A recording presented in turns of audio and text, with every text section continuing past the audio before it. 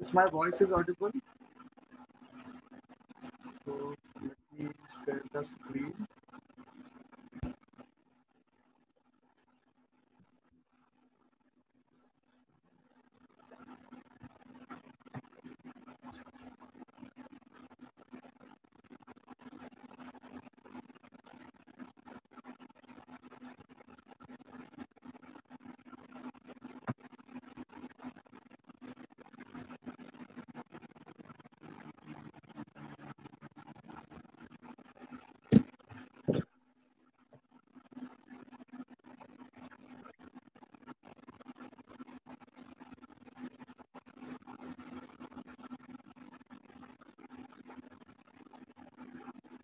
Yes, you can scan this QR code for the attendance.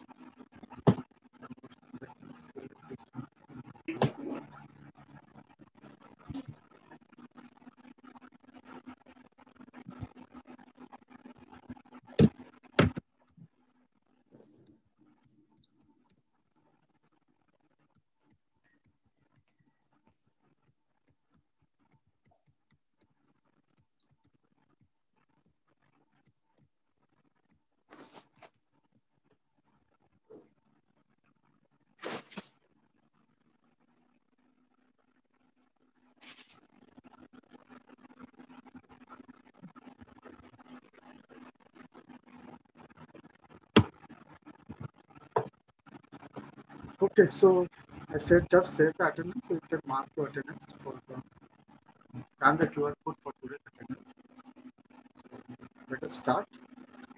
So if you remember, so we have discussed in the previous class, so some of the program. Okay, so programming, some of the program related to how to calculate, how can we use the different operators that we have discussed. Okay, arithmetic, logical, things that can be used to implement your Windows console program.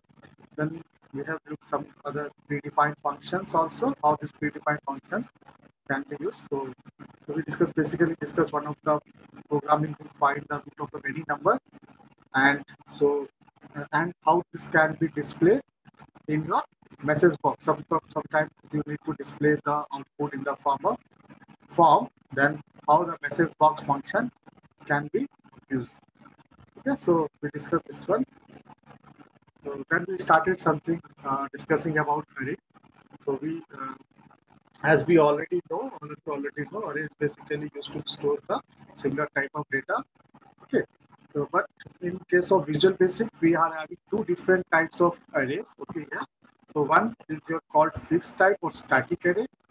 Okay, where the size is fixed. Second is your dynamic array. Okay.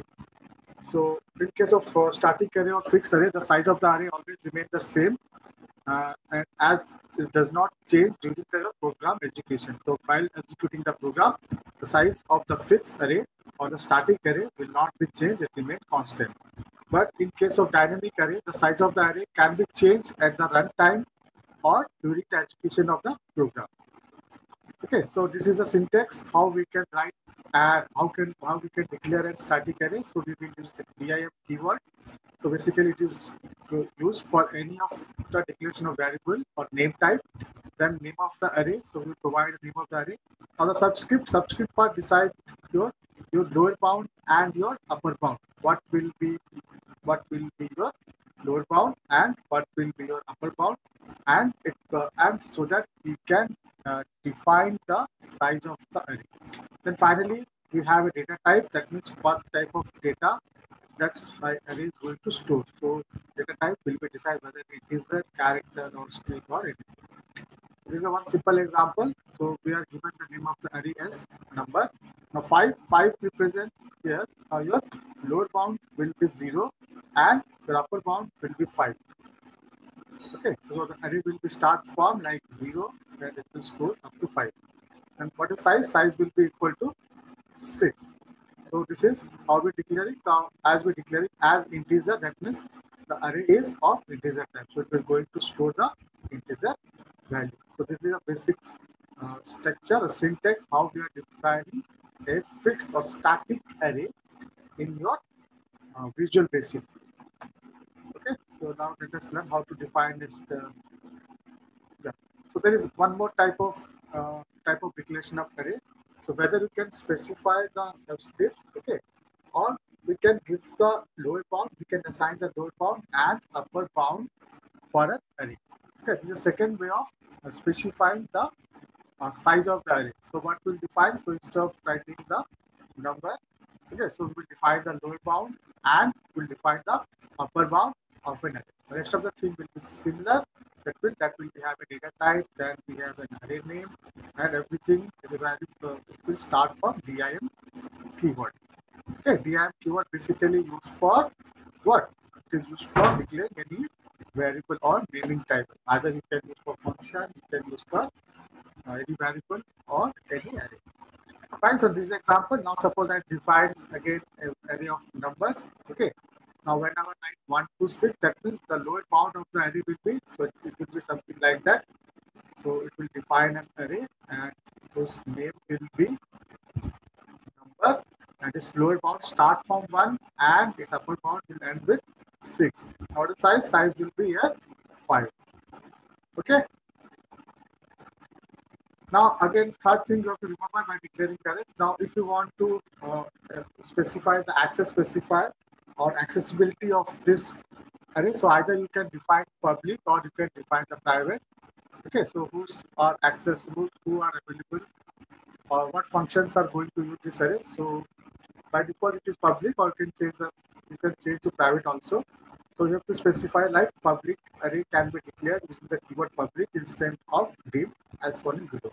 So you can see in this example, so what we have done, so instead of declaring as a dim command, okay, so what we will do, we will declare a public. So once it is declared public, that means the array can be accessed by any of the function in our program. Okay, so this is public. So now the public keyword is used, okay, to declare the array as a uh, public access specifier. The name of the array will be there, then again the size, then data type. So these are the three different types of declaring, how we can declare and static array. Okay, or we can say how we can declare a fixed array. Okay, so basically there are two types of different fixed array, and the third one is how we can declare an array with a for access specifier. Fine. So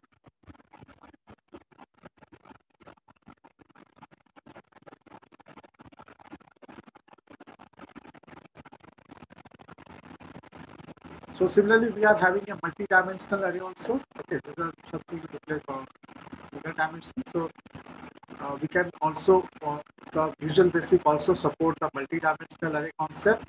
Okay, the common use of multi-dimensional array is represent a table or matrix which consists of information in which is arranged in rows and columns. Okay, so commonly this multi-dimensional array is basically used to represent the information that can be stored. Okay, that can be stored in the form of rows and columns. Okay, the data which can be stored in the form of rows and columns that can be represented in the multi-dimensional array. And to identify the particular table element, we must specify two index. Okay, so suppose we want to identify a particular value of a table or particular value of the matrix. Now we have to specify the particular indexing number. Like suppose I write a of x comma y. Now this particular index number shows a particular element for the coordinate x and y. Okay. Where the first coordinate represents, where the first coordinate identify the element of the row, and the second coordinate this will be identified as the element of the row, and the second column will identify as the element of the column. Fine. Now how to declare this? Now it's very similar to the previous one, but here the size will be of 2 dimensional. So we will have to pass the 2 subscript. Okay. Now again, the dim keyword, the name of the array, you have to specify. Then there will be 2 subscript, one for the rows and one for the column. Then we have to specify the data type. Okay. For example, now I am declare an average mark. Okay, average mark. So once I declare an average mark, so I have to specify the rows and columns. So here it will indicate the rows are 50, the columns are 50. And what is the size? Size of the row start from 0 to 50, the lower and upper bound, and size of the column. This is your row. Similarly, the size of the column, this is your row, and the size of the column will be start from 0 to 50. Okay. So either you can declare in this way, or we can declare in other way. That means by declaring the upper bound and the lower bound of an array. Okay. So now this is an example shows that how we declare an array by using the upper bound and lower bound. Now this will be specify your lower bound. Okay, for the column or I can say for the row X. Okay, or for the rows. Okay, for the low bound started from 101 to 200. Similarly, there is a for the columns. Okay, for the columns we have the lower bound and upper bound, which is start from 1 to 100. So either you can specify a subscript manner, so either you can directly pass the subscript, or you can uh, define, or you can provide the lower bound and the upper bound for the matrix. Okay. Similarly, you can also specify the access specifier for the 2 dimension, like we are defining in 1 dimension. Here, the access specifier can be defined as a public private instead of using DIM command. Okay, instead of declaring it as a DIM, so we can use it either public or private depending upon the access specifier. Fine. Now, similarly, we can define the multidimensional array also. Okay, so it's also the Visual Basic also support your multidimensional array same manner, but here instead of passing 2 subscripts, now we will have the 3 subscripts, one for the X, then Y and Z coordinate. 3 dimensional presentation by the what is your upper bound and lower bound? So lower bound will be 101 to 200 for the X for X column, then for the Y column it is 1 to 100, and for the Z column again it is 1 to 100.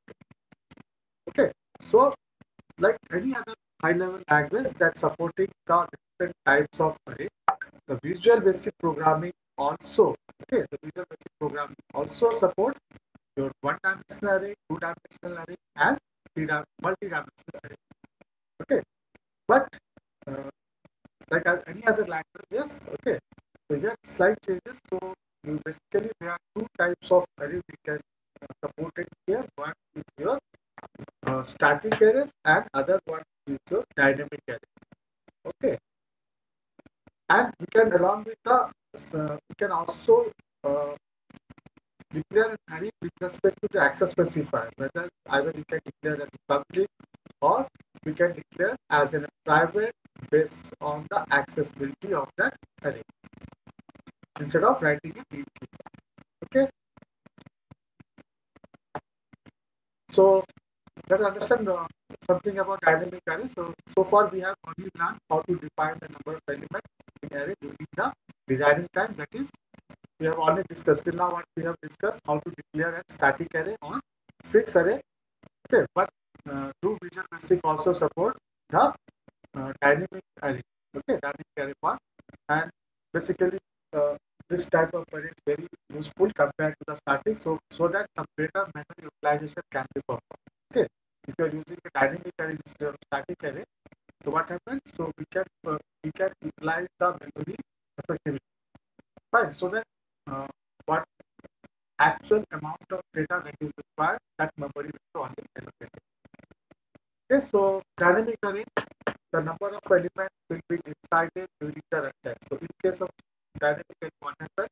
Now it will the number of element or number of memory that will be allocated. It is not decided at the compile time. Okay, it will going to decide in the runtime. When it will going to execute the program, the actual memory will be decided. How much element does the array is going to store? Okay, in case of dynamic array, uh,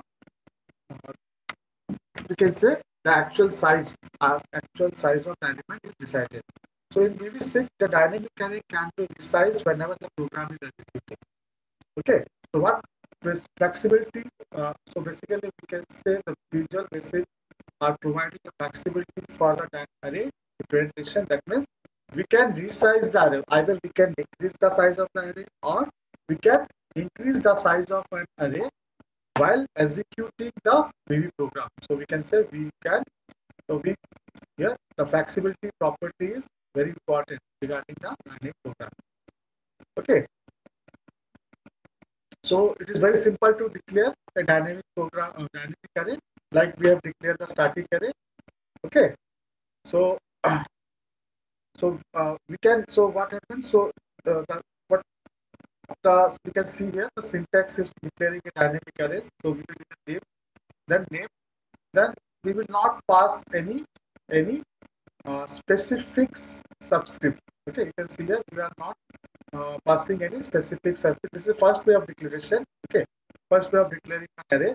So what happens in case of fixed arrays? What we are doing we are passing a specific subscript or lower bound and upper bound.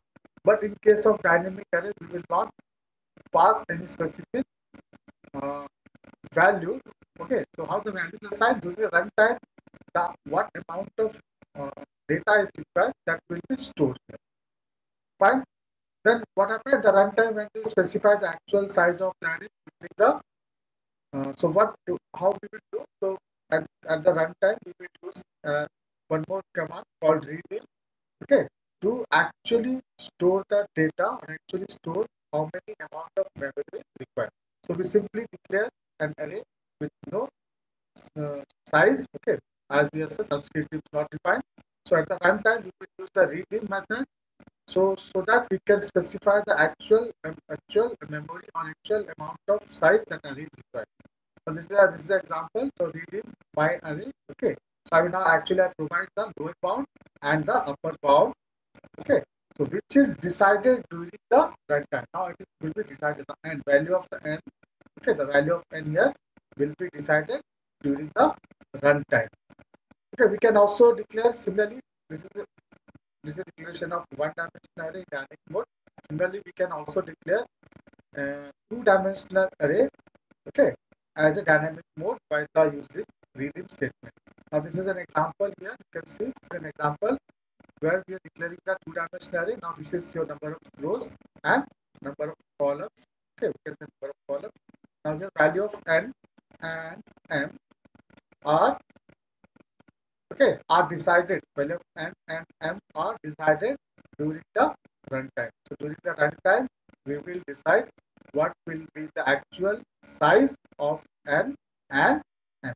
So while declaration, we will not provide the value. Okay, during the runtime, we will define. So as it is effective for better memory utilization. Fine. Okay, like dynamic array can be used with the concept of dynamic array can be used for the one-dimensional array, and it can further be implemented to the two-dimensional array also. Okay.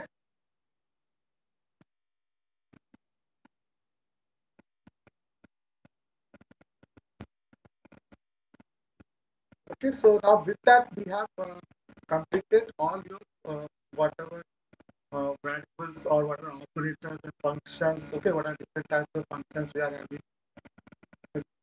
Then what are different types of modules we are having? Okay, then you have uh, predefined functions that we are having in Visual Basic. Okay, and then we discuss some of the programming, how this use this all these parameters to write a program.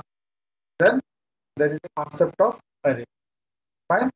So next that we are going to discuss is your second part, which is for VB control. So as we are told that the control box or the toolbox is very important part while designing a form. Yes or no? So as we have seen the different components of or different characteristics of VB programming. Okay. So one of these characteristics, if you remember, one of the characteristics of VB programming is the control box. Okay, along with the property windows, along with your console windows, okay, and main windows, there will be one characteristic which is called control box, which is basically used to design a form. So whenever we will design a form, okay, with the help of GL code, then we will take help of this control box, which is called VB control. Okay, so to write any event program, event program, so we have to create an event, right? So now this event, either you can create an event by an command console, or we can directly, uh, so basically this control box, uh, toolbox provide lot number of controls that can be directly embedded, okay, directly embedded in a form, and what action that control will perform, that can be written in your visual programming language. Fine. So now we will start with that. What are the different VB controls we are having, like picture control, your uh, mouse control, okay, your level control, okay, module control. So there are different types of controls we are having in Visual Basic. So we will discuss one by one. So what is a simple definition of controls? The controls are used to receive user input and display the output as its own set of property, method, and event. So what the control basically do? So whenever you embedded a control, okay, suppose I embedded a button in my form. ठीक है, अगर एक button को वहाँ पर form पे place करते हैं, so what this control now here the name of the control is button control. Now what will happen? So it will receive certain input from the user. And this button will input certain input from the user. Now here input is in the form of mouse. Okay. Now based on the input, it will perform, or it can we can say it will run a procedure. What functionality does the input will be performed or event should be performed, and it will display the output. Okay, and it will display the output. That is performance is done, that display the output. And second thing, it's all controls are having its own properties, set of properties. Okay, and methods. So methods and event means what actions should be performed. Okay, what actions should the control should be performed upon performing certain event on it.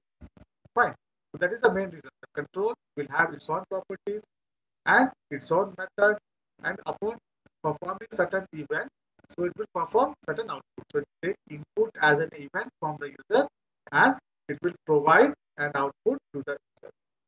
Fine. Now the question comes here: how to create and use this control. Fine. The question, very important question rises here. Now, how we can create this control? So once we create this controls, how these controls can be used effectively. Fine. So we can say a control is an object that can be drawn on a form object to enable or enhance the user interaction with the application. Fine. Now this is a simple definition of a control. So what I can say is the control is nothing but an object, okay, that can be embedded or drawn in a form. Okay, we can draw in a form or place in the form. Okay, so which can be enabled, or we can say enhances the user interaction with the desktop application or whatever application we have designed, or whatever project we have designed. Fine. Then the controls have properties that define the aspect of their appearance. Okay. Now, as we already said, the controls have its own properties, method, and event. Okay. So the controls have properties that are defined as aspect of appearance. Okay, the appearance such as what will be the position of your control. Okay, or we can the size of the size of your control, and color of the control. What will be the behavior of the control? Okay, such properties, all such properties are defined for every control. Clear? Fine. Then they can respond to the event. So what happens? Again, the control is consists of a different method. Okay, so whenever the event is performed, okay, whenever we am performing certain event, so the control will be response to the event and initiate the process to give the output to the system or the user. So as soon as the event is initiated, okay, if initiated is performed on the control, so what happens? So it will perform the, or I think it perform initiate an output event, okay, and display the output for the system. Okay, for example, so let us take an example. Suppose a code a code. Suppose we write a code for the comment button, okay, or command button. So we write a code for command button. The control can be a click event procedure. Okay, so suppose now what happens? So we are writing a code for command button. Fine. Now what will the controls? The controls can be a click event procedure that could be load a file or display a result. Now suppose I am having a form here. Now I am writing a control here. Now control is for now this is a control for command button. Now this is a button. This will be command. Okay. Now what will the event? Now event is now here. Now event is here. Now click is the event. So user will be provide an event. So which will be a mouse click. Okay. Or click. So whenever you perform this event on this command button performs certain operation. Okay. So what is the operation? Either you can load a file, okay, or you can display a result here. So whenever you click this button, what happens? So it will either load a file from the system or display the file in an output. So this button will have certain properties. This button has certain method, and this button has certain events. Events in the sense input events as well as output events. Okay, so same thing is done in addition to the properties. Okay, properties and events method can also be used to manipulate the control code. So what happened? What is saying that? So no doubt this command button has the properties like what will the position of this button, where to place, then what will be the size of this button, what will be the color of this button. Okay, along with these properties, it will have some method also. That method can sometimes will be modified also. If you want, you can modify it also. Suppose instead of loading a file, if you want to load an image, so you can change for that loading an image file. Fine, so this is an example how we are representing a control. How can we create a control and how can we use a control?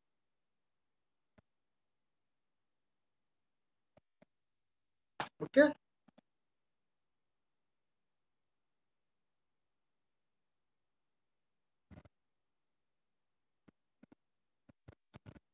Fine. So this is described about how we can handle the controls. Yeah. Now you can see that this slide shows some of the now as we know that every control will have its different properties, different methods, and different uh, events. Okay, but there is certain common. Okay, so we may have some common properties or some common method for the control.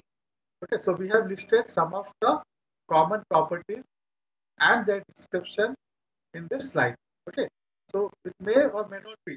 That means सभी control जो भी है उसके similar property हो भी सकते हैं या फिर नहीं भी हो सकते हैं. ठीक है, बट ओवरऑल अगर देखेंगे most of the controls that is defined in Visual Basic will have certain common properties. Okay, उनके कुछ कॉमन प्रॉपर्टीज होते हैं या फिर कॉमन मेथड्स होते हैं. तो हम लोगों ने इस स्लाइड में वही एक्सप्लेन करने के लिए दिखाया है कि क्या क्या आपके कॉमन प्रॉपर्टीज वाले what are the properties that is common to the control. So same thing, that every object such as form or control has a set of property that is described it. Okay, so as we have said, property is properties related to its size, shape, and color, and every other things that describe the uh, that uh, describe a control or a form. So as we know, although this set isn't identical for all the objects, that means we already said. So this may or may not be, this property may or may not be same for all the objects, but some properties are identical for some of the objects. So we have listed in the table below. Okay, so whatever properties we are describing or whatever property we are discussing are set of common properties that are belong to the common that are belonging to a particular control. Okay, so now you can see here some of the listed properties like left. Okay, so what does the left property do? The description is written here. The position of the left side of control with respect to its container. So basically it will give the leftmost position of control where the control is placed in my form. Okay, suppose this is my form, then suppose I place a command button, so it will give the left property will be basically gives the leftmost position of your uh, control. Similarly, top will be give your the top will be give your the position of the top of the control with respect to the container. Now, suppose this is the form, the top property will specify your topmost position where the topmost position of your control will lie. Then height will be basically your control height. What is the height of filter control? Similarly, the width will be give the width of the your control. Okay, the name as we are name will be in the string type. Okay, which refer to the name of the control. In the previous example, suppose I write command control. Okay, so now the command control is the name of the specific control. So now it is identified with this name. Now enable is basically whether the control is active or deactive. So basically it will store a boolean value which is either true or false value that determine whether the user can manipulate the control or not. Okay, so what happens, because as we know the controls are consist of method. Okay, now methods can be changed according to the user requirement. Okay, or the action that the control should be performed, that can be changed with the user requirement. So enable property, what you say, the enable property will decide whether the user is having the permission to uh, changes the method that is present in a control or not, which is being able to change or not. So basically, it will be always given in boolean value, that is true and false, and that value determines whether the user can manipulate the control or not. Similarly, the visible basically again it will be in boolean format. Okay, which will give the true and false, and its value again determine whether the control is seen by the user or not. Fine, so there are many more. Actually, there are many more are not listed. Okay, so you can refer to the book. Okay, you can refer to the book where you will find uh, some more properties of control that are common. Okay, some of the properties of control that are common to most of the controls while you define. Fine. So I have listed some of these. Okay, but you can refer to the. So the questions comes here. Sometimes they ask the question here. Uh, List some of the common properties. Okay, list some of the common properties of the control, or you can say what you mean by control. Okay, and what are the common properties for some common properties for the control. Okay, then you have to try some of these properties that we have discussed. Fine. So note the point to be the every control may or may not have these properties. Okay, but most of the control will have this property as well. Clear? Is it clear to all of you?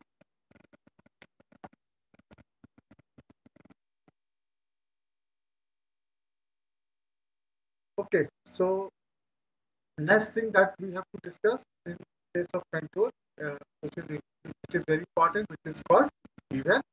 So as we are already discussed many of times, event is nothing but we can say that the action performed by an user, or we can say the action performed by an application. Fine. So event are what happen in and around your program. So whatever things, suppose we return a program for an application. So whatever happening in your program, okay, whatever input you're providing, whether clicking a mouse or whether whatever output is displaying. So whatever thing is happening around the program or application, we can say that is event. For example, we can define very simple as when the user click a button. Uh, so when the user click a button, so event will occur, and the mouse button will press the command button. in a program is clicked and then the mouse button is released. So this is particularly three events are performed here. So once the event what you perform, the user will click the mouse button. Okay, to press the command button that we have discussed. Okay, we have designed command control.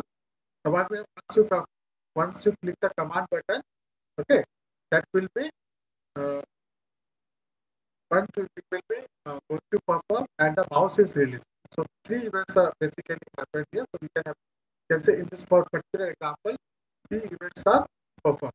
And during this process, the got focus event for the command button and lost focus uh, event for which the object is previously held for the focus also occurs. Okay, and this event occur as a result of some specific user action. So user had performed certain action. So because of this certain user action, this event is performed, such as the moving of mouse, pressing a key on a keyboard, or clicking a text on a text box. So these are the some specific action that have performed during this process. That is, either you're moving a key to the command button, or pressing a key from a keyboard, or clicking the command text box. Okay, and this type of events are generally user-initiated event, and you will be writing code for most of them. Okay, so whatever action that you have performed, whether moving a mouse or clicking a key, or pressing a key on keyboard or clicking a text box, okay, so all these are initiated by the user. So we can say these are the user-initiated event, and for all this event, now you have to write a Visual Basic program. Until we write a Visual Basic program, for that the event does not going to perform its action. Okay. Yeah. Okay. So we will stop here as we are ending with time. So we will stop here. Tomorrow we will continue with how to write a program for different events. Okay. Now, till now we learned what is event. Okay, what is event? How it can be imparted to the controls. Now the question is how this event can get active. Okay, how to make this event active. So when we will write the code for that event, the now event will become active. Okay, that means if you want to click a text box, now once you click a text box, the event should perform certain action. For that action to be performed, I have to write a code. So tomorrow we will have, or in the next class, I think tomorrow it will be next class. So we will discuss some of the examples of writing the. Okay. So any questions you can ask, or otherwise we'll stop here. Okay, fine. Then I will stop here. So we continue tomorrow.